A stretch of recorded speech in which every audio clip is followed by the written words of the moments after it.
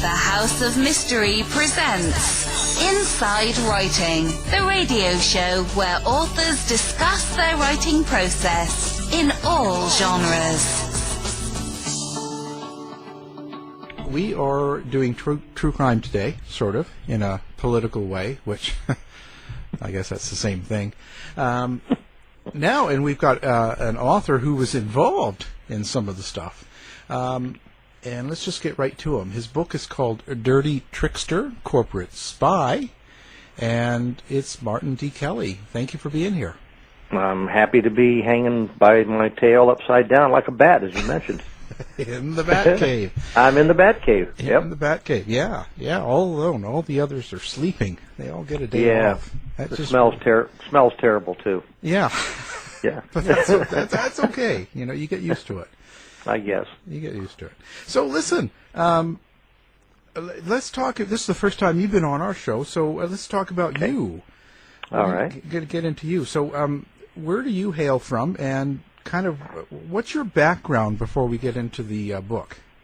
Well, briefly, I was a military brat. My dad was a World War II fighter pilot, and he remained in the Air Force after the war. And I was born on a military base in Japan, and went with the family to bases in Germany and Texas and Alabama and Wyoming, Florida. You know how military families go one place to another every 3 or 4 years. Yeah. And that's probably why one of my favorite pastimes is traveling, and I've been fortunate enough to have visited many countries over the years, and my semi-retired role these days as a travel writer. But I spent most of my years here in Florida, where I am now, and I obtained a BA while attending the University of Miami while on a golf scholarship.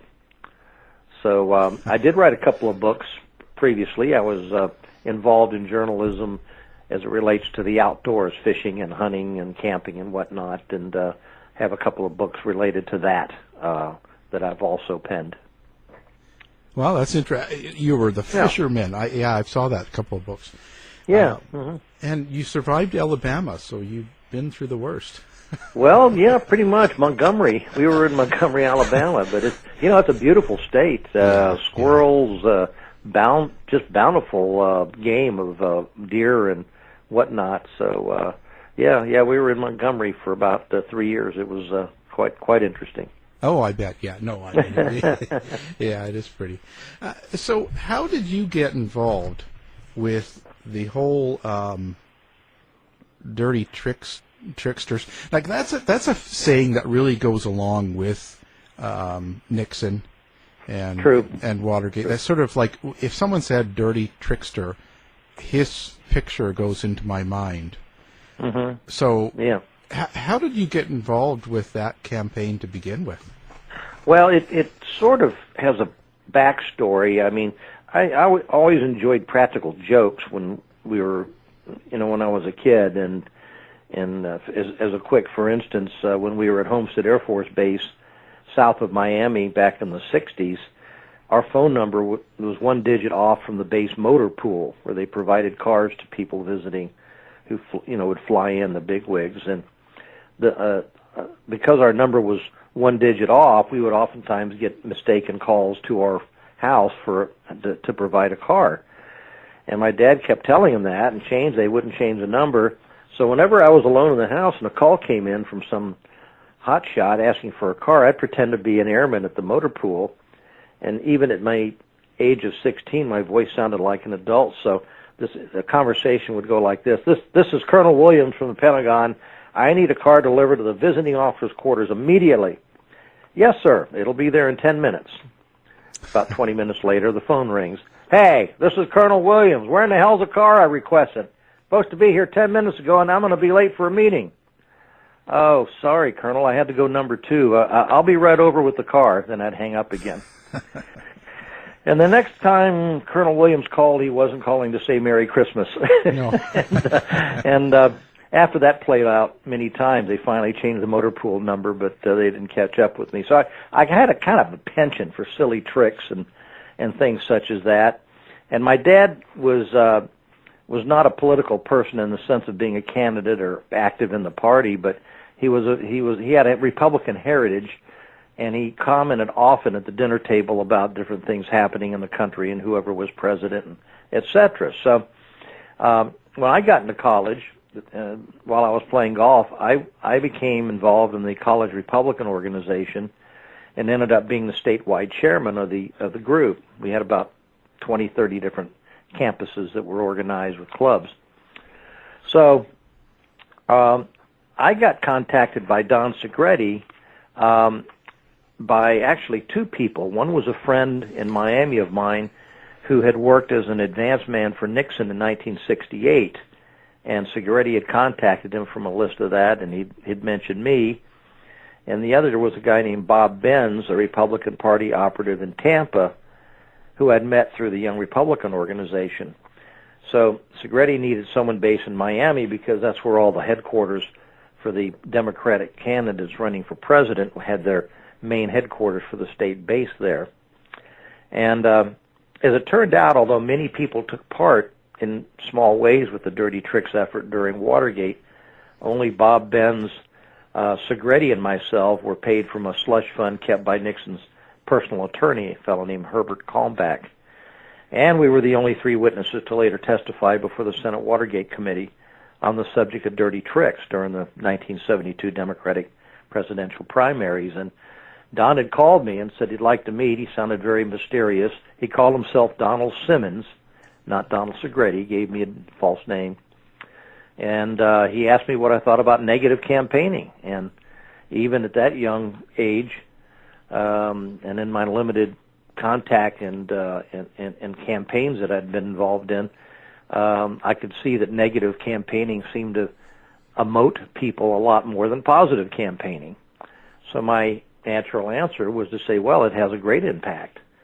So he said he was from a rich family and went to Harvard, and now he just wants to help in the political process to sow some disunity in the Democratic rivals running for president. There were 16 different Democrats running. So Segretti is kind of, I met him at a hotel for lunch, and he's only about 5'2". He's a real little guy, dressed in a jacket tie, sort of this boyish face, even though he was close to 30. And he talked in hushed tones. It was all very, very mysterious, and it intrigued me. Obviously, now when I look back, I wish I'd have told him to shine my shoes and take off and forget it, you know. But instead, I succumbed to the dark side, you might say, and he called me for a couple, 3 weeks after that, and then that's when I just sort of gradually started taking part in things like counter demonstrations with signs from different candidates. Like if Muskie was having a rally, show up with a group of college Republicans holding signs for a different candidate, such as for Humphrey or for John Lindsay, who was the ex-mayor of New York City running, or Shirley Chisholm, or any one of the many characters, Scoop Jackson from Washington, just to make it look like they were supporters of another group there. And so I didn't jump into the deep end. I just sort of stuck my big toe into the shallow end and then emerged deeper and deeper until I was one of the dirty tricksters. Yeah. Did you realize that you were doing this for, in a roundabout way, Nixon and the White House? I strongly suspected it. Donald Segretti did not tell me that. His stock answer when I would say, obviously this isn't being organized by the White House gardener. This is a lot larger scope and flying around the country and providing money. And I said I suspected strongly it was coming from either the committee to reelect the president or directly from the White House. And Don would just say, I don't know. And then finally, when we got to know each other better after 4 or 5 months of collaborating, he said, I'll tell you what, after the election's over, we'll sit down over a beer and I'll tell you the whole story. And so that's when I knew that, in fact, he was dealing directly with the White House, and I was indirectly through him. So when you look back at this now, how do you feel about doing the things that you were involved with? Like, do you feel like you were used, or do you feel like part of the scenario? I guess you were, but where does it sit with you now? Well, I'll give myself this. I was a very ambitious young college guy who was getting very fascinated by the political process. I was moving up fast in the chain of Republican activists. I'd already won the statewide convention for college Republican, and I was just overly ambitious. I really didn't use very good judgment, and I've regretted it 1,000 times. I am not a supporter of those type of activities, and frankly, that's the purpose of my book mainly. There's a lot in there about party activism and maneuvering and different things you do at a convention as opposed to an election. And I state over and over again that don't succumb to the insalubrious side of politics, the dark side, because that becomes you. Had I not been caught in Watergate, I would have probably gone on and gone to law school at the expense of the Republican Party. I would have probably been a political operative. I may have run for office. And in retrospect, I would have had no moral compass. I would have probably felt that the ends justify the means no matter what. And that's not what democracy is about. And I don't say that loosely or in a corny way. I feel that way truly. In a way, I was saved by the Watergate break-in and then everything else becoming divulged through phone records and testimony, et cetera, et cetera. So while I retired at a really early age from politics, you might say, it taught me a lesson that sometimes you need to step back, think things through, sort of get a vision for the consequences of what you're going to do and not make a bad decision. And so I very much regret my involvement in it. At the same time, it's a story that needs to be told. There's never been anybody from directly the Dirty Tricks brigade, you might say, that has written anything about it, a book. So I reveal and tell all about the different capers we did and how they were planned and how they were executed. And it's quite fascinating, I think, and shocking even, to what extent we went to try to get the candidates, the Democratic candidates, backbiting each other and blaming each other for these different weird things going on. So it would be more difficult for them to unify after the convention when they pick whoever was going to run against Nixon. That was the whole purpose. So in summation, it was just a stupid thing to do. It really was. I never did anything illegal. I didn't do any break-ins. I didn't write any scurrilous letters or distribute them attributing sexual improprieties to any of the candidates, and unfortunately that had been done by others. I did have the sense to stay clear of that.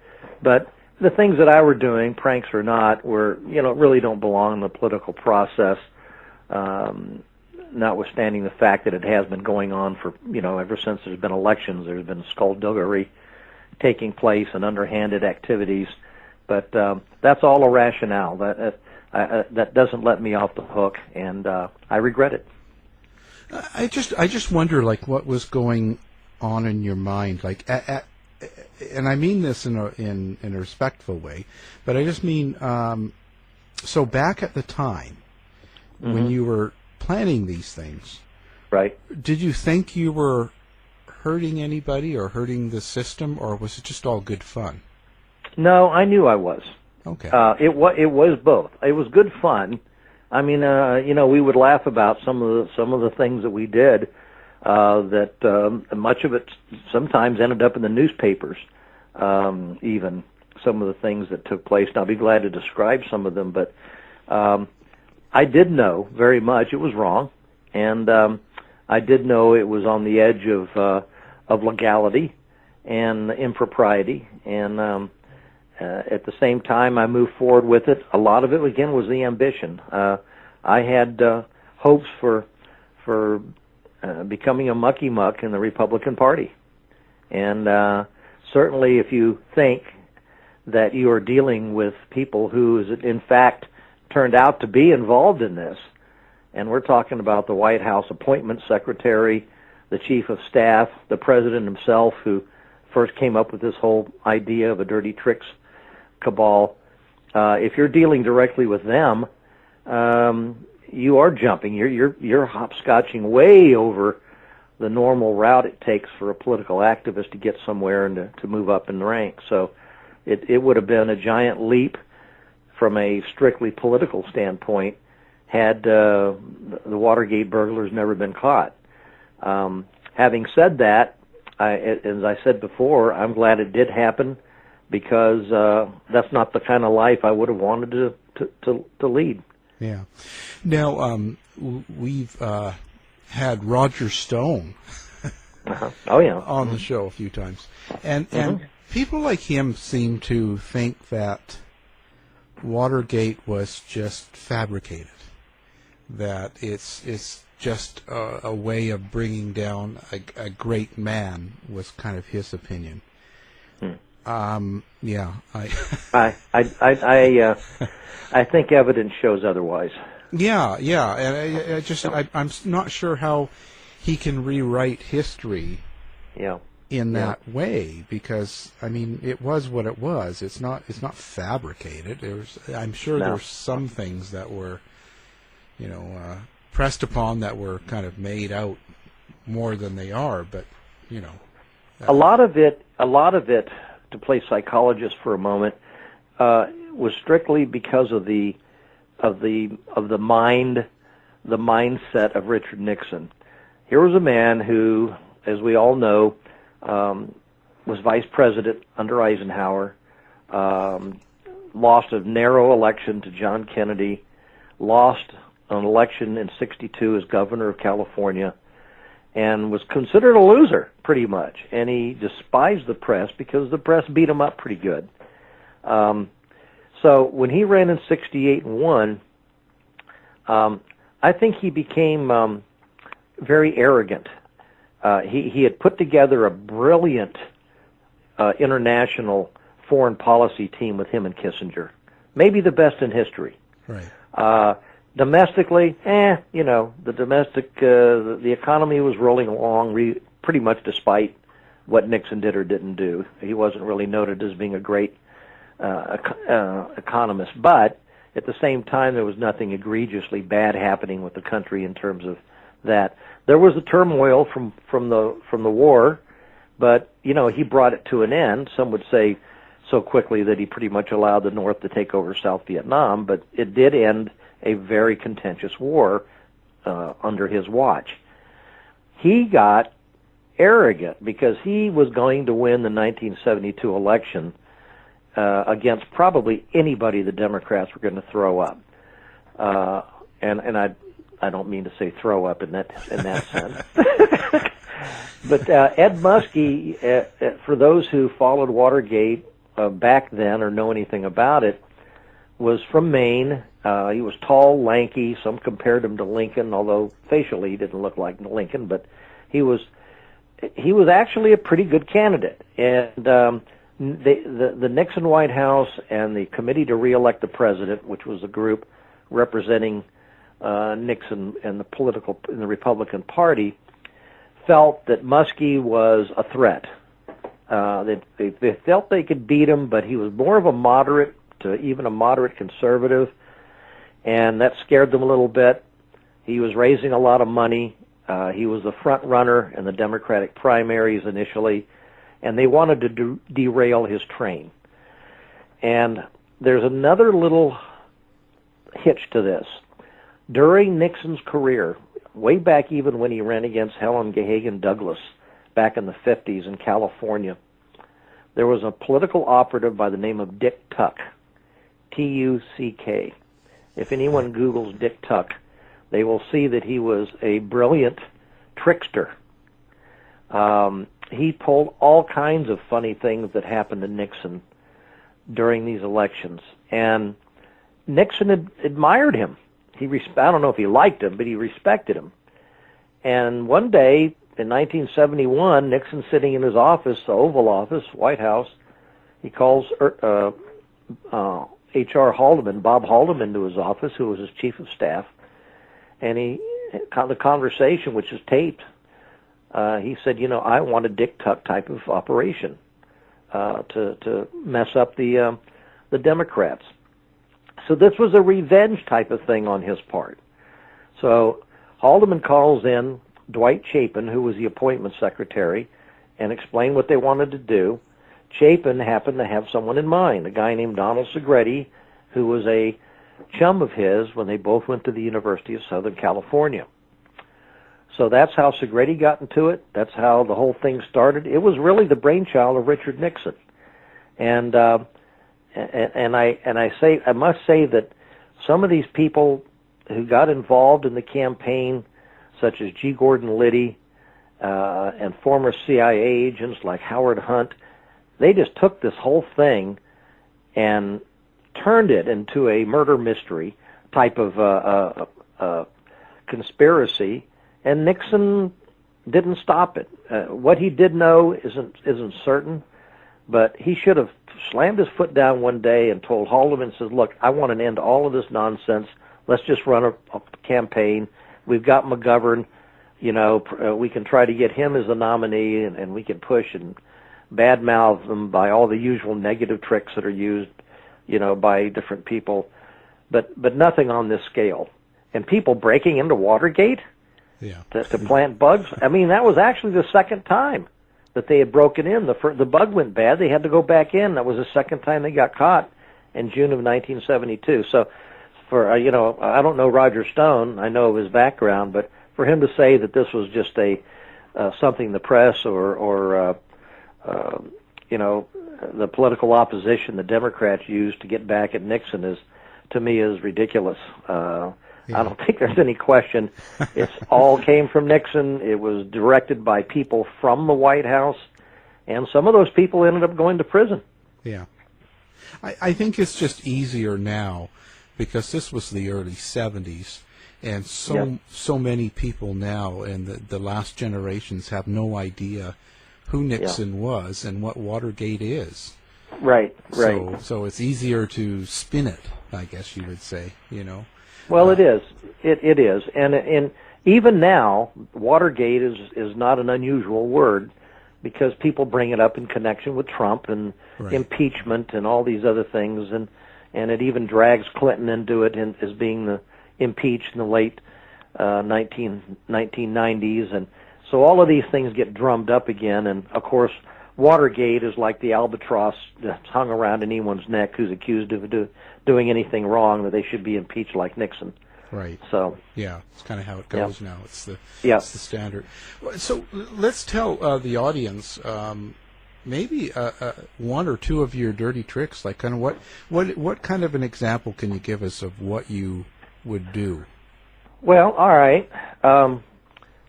Probably the most celebrated one, even though it was probably the least harmful at all. I was at going to the University of Miami. I was attending classes, and just for grins, I stopped to check out the campus bulletin board in the breezeway between the administration buildings. And all colleges, have a bulletin board of people needing roommates and selling junk cars and who knows what. But there was a tall, busty, blonde coed wearing jeans and a tight sweater standing next to me, and I said to her, hoping to get a conversation going, that, hey, too bad they don't tack dollar bills up there, and she sort of glanced and sighed. She says, but I need a ride to Gainesville to hang out with my boyfriend who lives up there. I don't have enough money for bus fare, and neither does he. And I said, well, maybe I can work something out.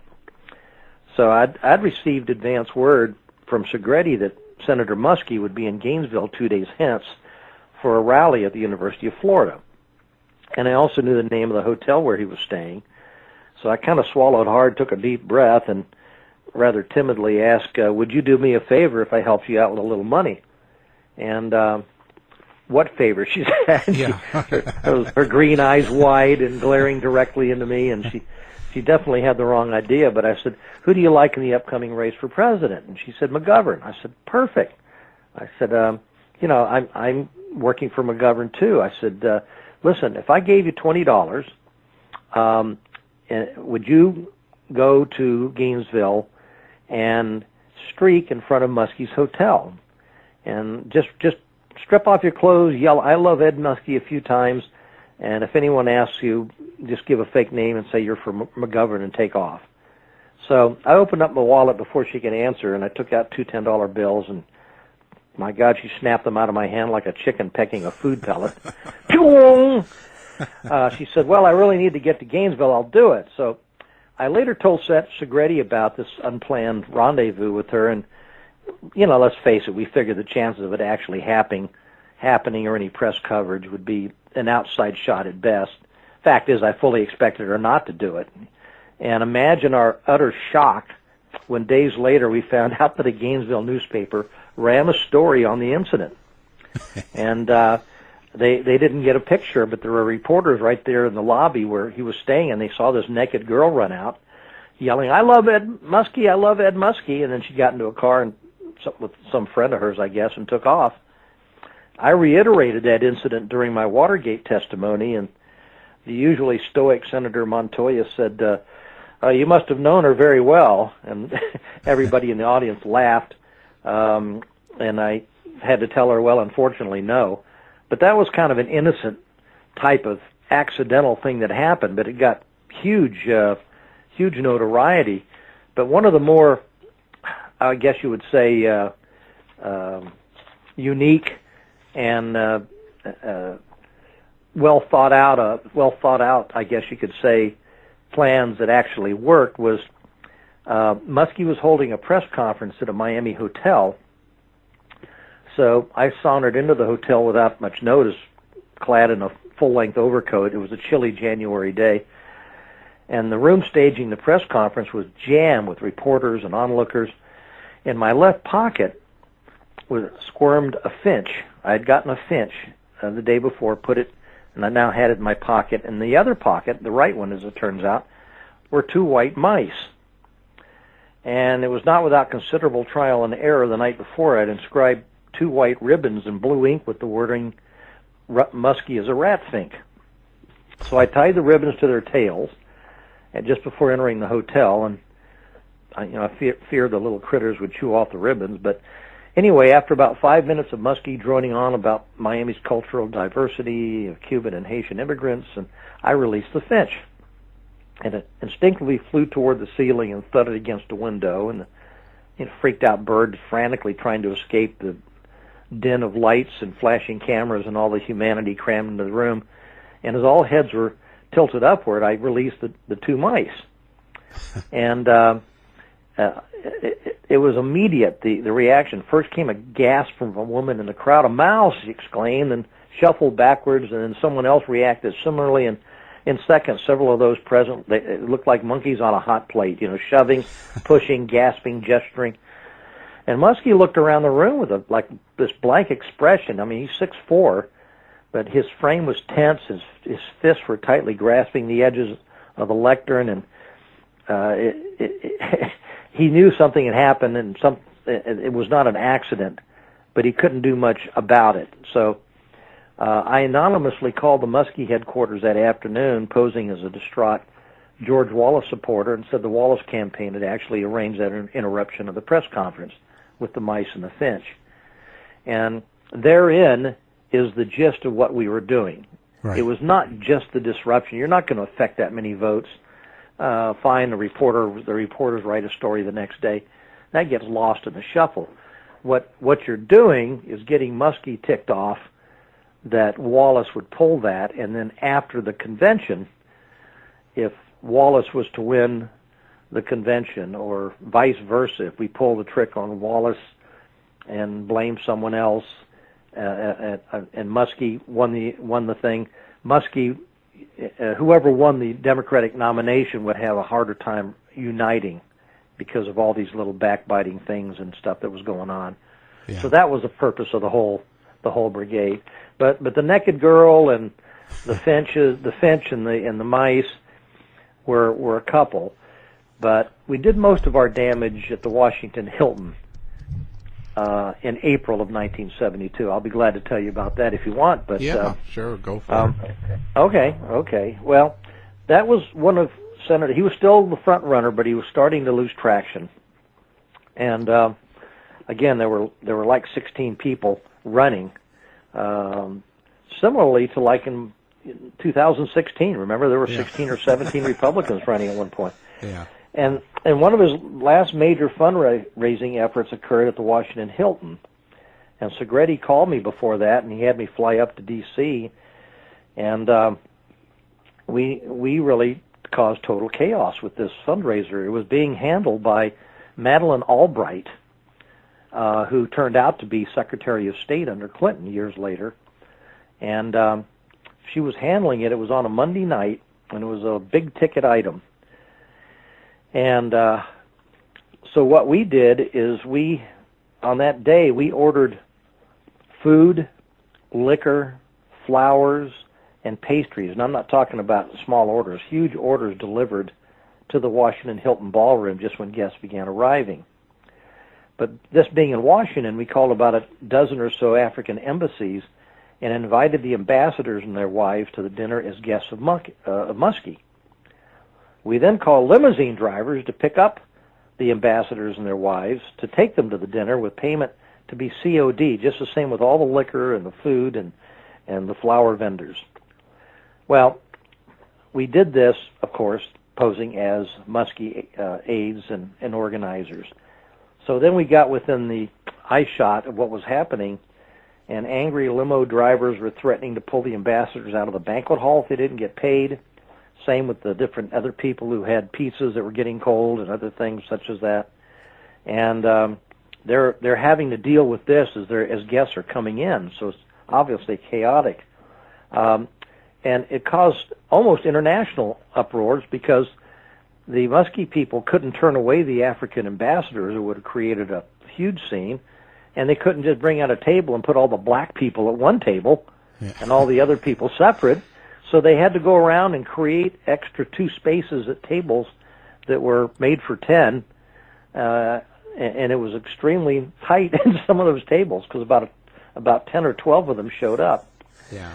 So it just was chaotic, and we had organized in Georgetown the underground demonstrators outside to be out with signs in front of the Hilton demonstrating against the fat cats who were coming in to spend all this money on a big ticket dinner instead of helping the poor. Those type of things are all going on at once, and the buzz in Washington and in the press for days after that was not the Muskie dinner having this nice affair and raising some money. It was all about all these things that were going wrong, and that's just the kind of thing that a dirty tricks operation can do. And whenever we called anyone with the chicken places or the pizza places or the flower places or the liquor or the whatever, if they needed a name, we gave them the name and phone number of somebody from the McGovern headquarters.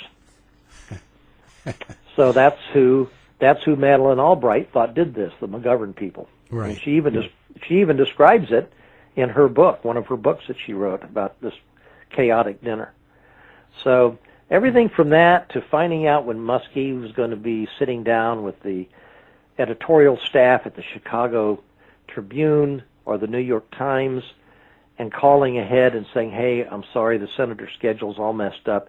He can't be there at 2 o'clock. Can you set it up for 1 o'clock instead? So the paper would have to get everybody together earlier than planned and get together at 1. And, of course, Muskie doesn't show up, and they sit there for an hour looking at each other. And then he bounces in, hey, here I am for my interview. And, it looks like he's unorganized, no matter how he explains it. And that doesn't make it easy for them to recommend somebody for president when he puts the editors through that kind of thing. So just those types of little tricks add up after a while in a primary, and pretty soon the candidates were all very ticked off at each other. Yeah. And but those are just some of the things we did, and it was, like I said, it did not impact the vote. It did not impact the few. You put out a bunch of posters or flyers, fake brunch flyers to get people to come to a headquarters for a fake brunch. We did things like that. Those don't affect the votes. It affects instead the attitudes of the candidates toward each other. And even half or 1% of a point, if that makes a difference. If after the convention, Scoop Jackson from Washington doesn't do what he was going to do to raise money, or one of the other people running just decides, he really stuck it to me during the primaries, I'm not going to go to bat for him or her. And that could make all the difference in the general election against Nixon. Yeah. Kind of, it takes away the unity. It does. And of course they nominated McGovern, and he slaughtered McGovern in the general election, which shows this whole operation was even dumber to even spend all this money and time and effort when he easily, I think McGovern carried Massachusetts, and that was it. Yeah. So this kind of goes on now, doesn't it? It's kind of carried on. Well, yes, it does. It depends on the mindset of the candidate. Some people are just by nature, human nature, are more paranoid or darker than others. I don't, want to say anything slanderous, but there was a lot of accusations during the Republican primary in 2016 of shenanigans going on, where Dr. Ben Carson was in the race, and I think the day before, the night of the primary, he flew to Florida, and one of the candidates accused him of backing out of the caucuses. I think it was Iowa, and said, well, since he backed out of the caucuses, why don't you Carson people throw your vote to me? And and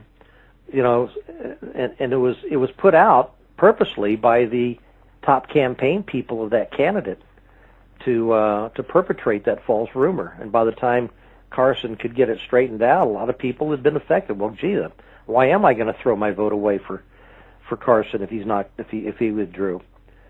So things like that are absolutely still going on. And there was something in the paper a week or two ago of a candidate, I think in Oregon or whatever, who was caught by the police taking a stick and knocking down the campaign signs of his opponent. And that was a misdemeanor. Yeah. Yeah, it's crazy. So it is. So why do these candidates think they need to have this sort of thing going on? Is it just insecurity? Because when you talk about Nixon, he didn't need to do that with McGovern in 72. That's right. Right? I mean, that's right. So was he just really insecure, or was it? Yes. It's a win at any cost type of thing. Whether you're a candidate who's lost, especially have lost a few elections, and your ego just can't take another hit. I think some people are willing to jump over the cliff, no matter what the consequences are, and obviously they hope not to get caught at it. And politics brings out the bright side and the dark side of people. There are plenty of elected officials and candidates out there with the right intentions, who do want to serve the public, who have the best interests of the country at heart, and there are those who don't.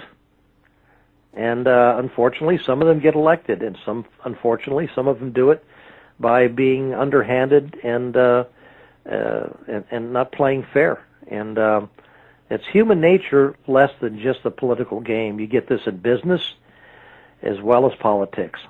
People climbing the corporate ladder sometimes will do whatever they have to do to undermine whoever might get that position ahead of them.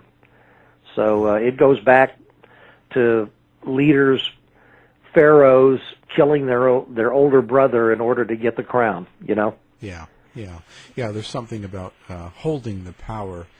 Yep. Now it corrupts. Yeah, it corrupts. Totally. And the thing is, it's gone so far now, you have to wonder, because these things stick with people. Stories and things that happen, and you're kind of, So Don Segretti, whatever happened to him, and do you still know him or talk to him? Well, Don did serve 4.5 months in Lompoc prison in California for he pleaded guilty to 2 or 3 misdemeanors. I think was sentenced to 6 months and got out in 4.5. Stayed in California, went down to Southern California, south of L.A. I think Newport, I'm not sure which, but started got his law license back. He was an attorney, and has practiced law ever since. Now, in 1995, just for the fun of it, he decided to run for a judgeship, and the L.A. Times found out and just went berserk, and and just absolutely crushed him. So he withdrew his candidacy, and I think that was his last foray into politics. But Don and I have stayed in touch over all these years. He stayed at my house here in Florida. I have stayed at his house in California. Our wives know each other. He was down here last May. He was down here, year ago May, and well, we trade phone calls and emails back and forth, etc. So Don's a really good guy. He knows that he also made a very bad decision, and he greatly regrets it. And you know, he's turned his life around, and he's a very productive member of society. He's been practicing law and ever since, and has done very well. And his wife Liza is a sweet and charming person. Their daughter's doing great, also in the field of law. So you know, Don's certainly rebounded greatly from those days, and while it'll always follow him around, it follows him. It doesn't lead him. Yeah. And I guess, well, so when you left politics and retired from that career, I'll say. Yep. You know, you went into corporate consulting and securities. Right. What was the difference? Like, how was the changeover? So, is it still the same? It's still kind of.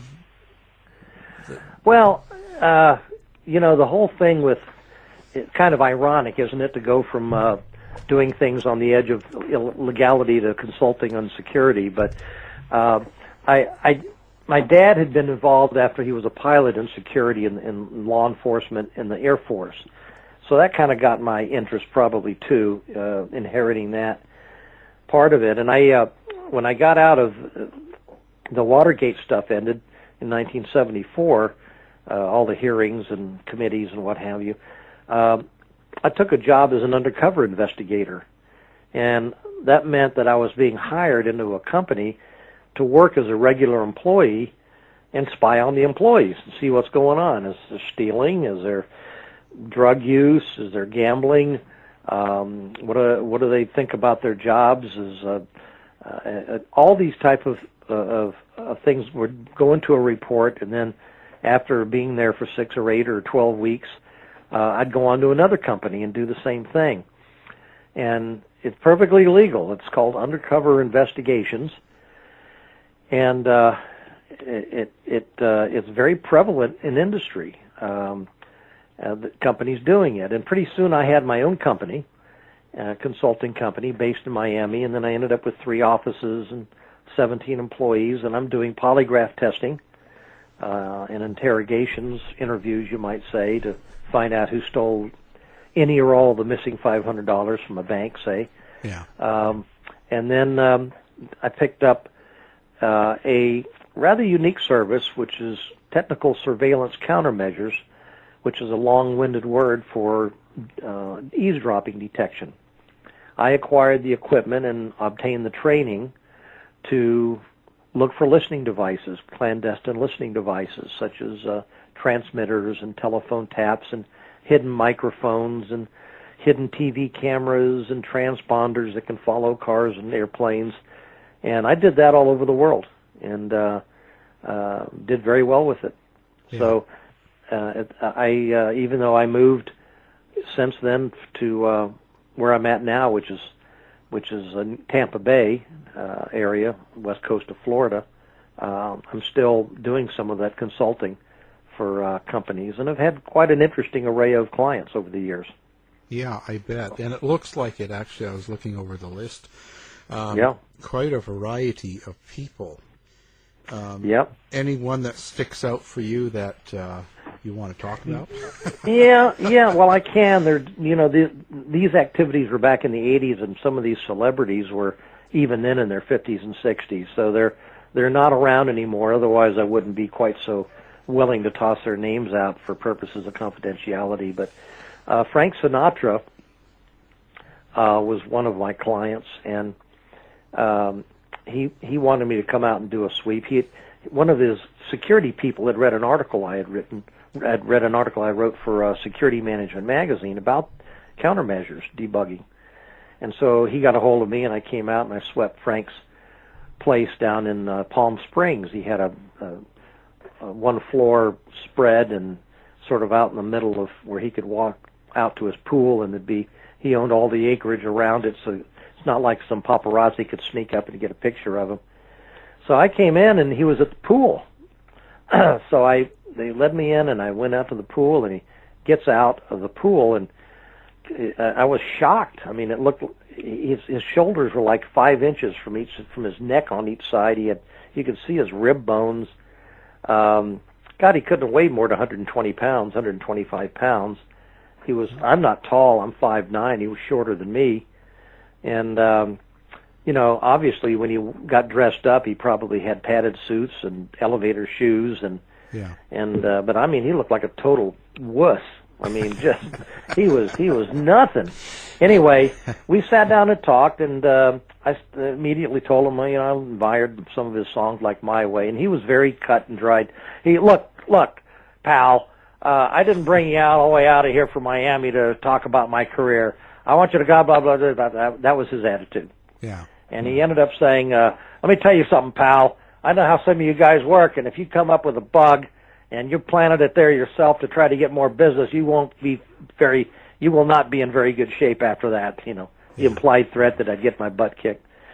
So anyway, I did the sweep for him. I didn't find anything wrong, and his attitude changed a little bit. We went back out to the pool, and he says, all right, pal, well, nice job. Send a report to whoever it was, and Luigi, his henchman.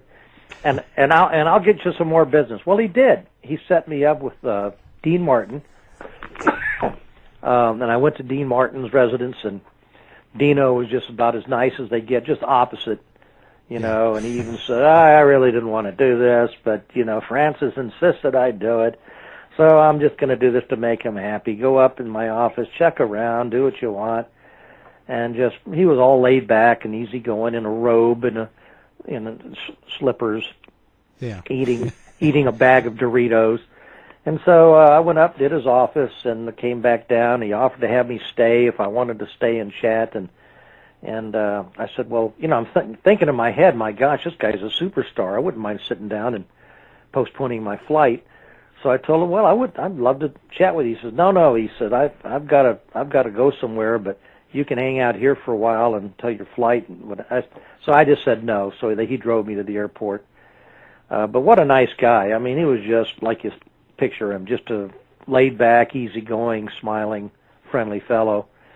Bob Hope, I did his hotel room in London, and unfortunately I didn't get to meet him. He was doing a performance, and so I just had to talk to his masseuse.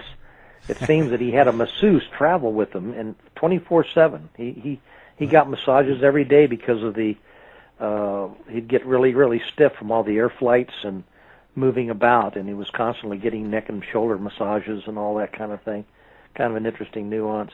Yeah. And I did President Marcos, his family residence mansion in outside of Manila in the Philippines, and did a lot of work for probably some bad people. I mean, I had a guy come in one time with a jacket tie attaché case and said he wanted his plane checked down in the Bahamas. Yeah. And I told him, I said, I don't do anything illegal, blah, blah, blah. He said, no, I'm legit. So we flew down. It turned out to be a DC-6. And I had to climb up into the fuselage. There were no seats, just plywood slats and marijuana residue everywhere. Yeah. And I'm thinking, oh, my God, if the DEA is doing a surveillance on this, I am going to end up in prison. They'll never believe I didn't know what's going on here. Yeah. So I checked the plane. I found 2 transponders in it. I got back. They called me to do more work, and I told them I couldn't do it. I begged out because, your rear end is worth more than a few $1,000s. Yeah, you don't know. You don't know where it'll end. It's just like, Wow, you've had an interesting life and met a lot of people. Yeah, indeed. Been there, done that. Yeah, Wow. yeah, pretty much. It's been that's why I wanted to finally put it in book form, and you know, I tell it all. I don't hold back any names, and it's I think it's pretty interesting. I am a writer, so it's not too hard to read for people, and it's over 400 pages, and it'll be out August 1st publicly, but you can pre-order it at Amazon. Dirty Trickster Corporate Spy, and priced right, $18.95. Excellent. And I add my email address in there too, if anyone reads the book and wants to call me a dirty name or what have you. There. Hey, and we'll post it. We'll post it for everyone if you want. That's fine. That's fine. You never know. So so the book is on pre-order sale now. We have it up on our website as well. Oh, great. Again, great. Martin D. Kelly, thank you for being on the show. My pleasure, and I just hope that girl who was watching at the University of Miami, that blonde one, is hearing this, and she gets my email and wants to go to Gainesville again. To find out more about our show, guests, or listen to a previous show, visit our website at www.somethingweirdmedia.com.